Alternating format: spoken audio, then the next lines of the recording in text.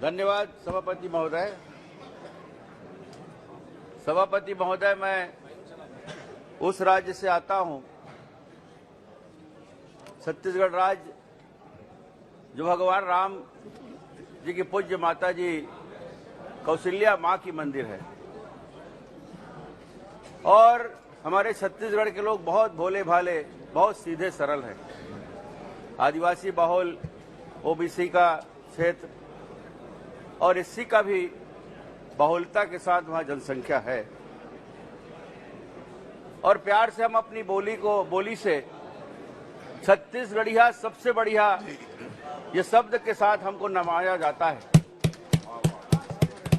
और मैं गौरवान्वित हूं, एक लोकसभा के मंदिर में मुझे अपने छत्तीसगढ़ के बारे में बोलने का अवसर हुआ है। माननीय सभापति महोदय,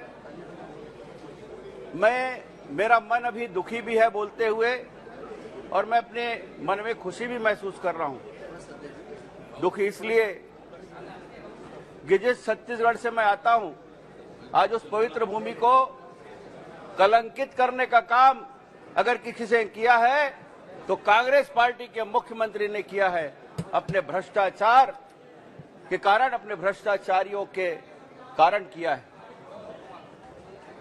आज जो बेशकीमती समय हमारे विपक्ष साथियों ने बर्बाद किया, इतना अमूल्य समय हमें मिलता है, लेकिन इनके कारण आज समय बर्बाद हुआ है। और खुशी इसलिए भी है कि मुझे माननीय मोदी जी के द्वारा और हमारी सरकार के द्वारा जो अनगिनत कार्य किए हैं, और जिसके कारण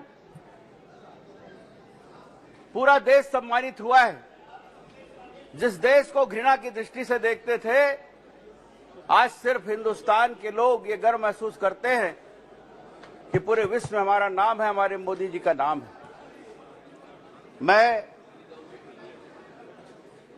आजादी के दीवानों ने और महापुरुषों ने जो सपने देखे थे, उन सपनों को साकार करने का और उन्हें आकार देने का काम अगर किसी ने किया है तो माननीय नरेंद्र मोदी जी ने किया है।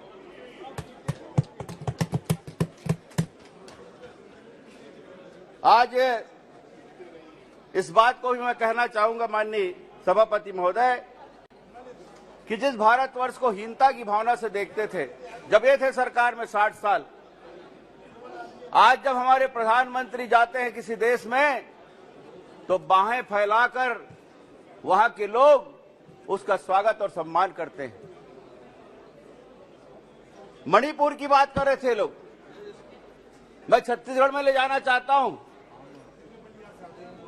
हमारे राहुल गांधी जी गए थे वहां पर, आदिवासी क्षेत्र में गए थे, और क्या हालत है वहां पर। हमारे सांसद भाई बैठे हैं, दीपक भाई जी, जो प्रदेश कांग्रेस कमेटी के अध्यक्ष भी हैं, क्या हालत है वहां।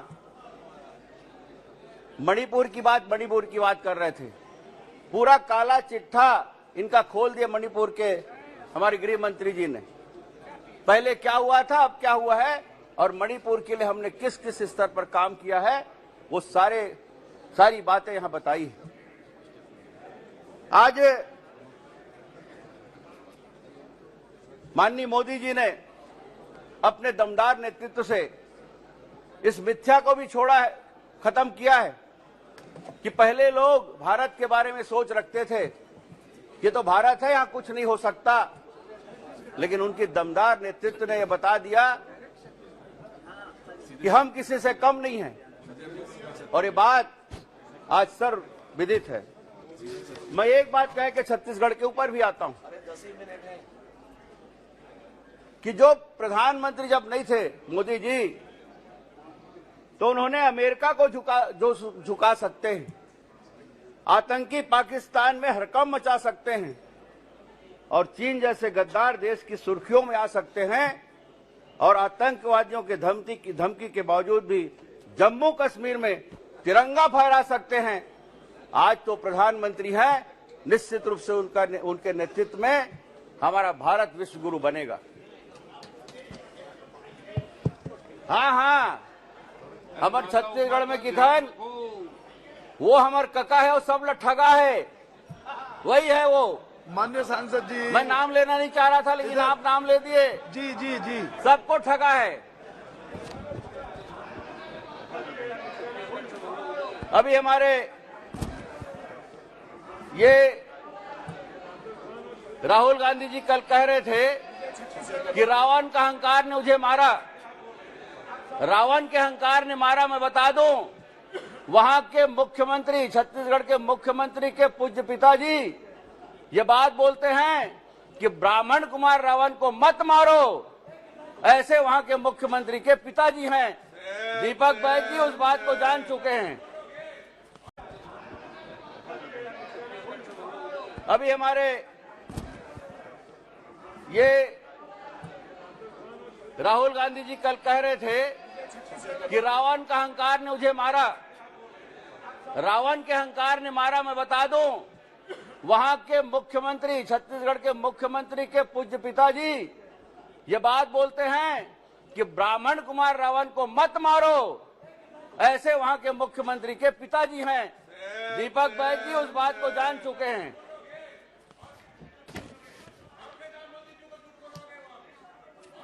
झूठ नहीं बोल रहा हूं, आपने मुख्यमंत्री की बात। माननीय सांसद जी, बलात्कार की बात कर रहे हैं। समय सीमित, 5055 बलात्कार हुए हैं छत्तीसगढ़ में। 5055, 137 बलात्कार इन्हीं की सरकार में, जो वहां के मुख्यमंत्री का क्षेत्र है पाटन में हुआ है।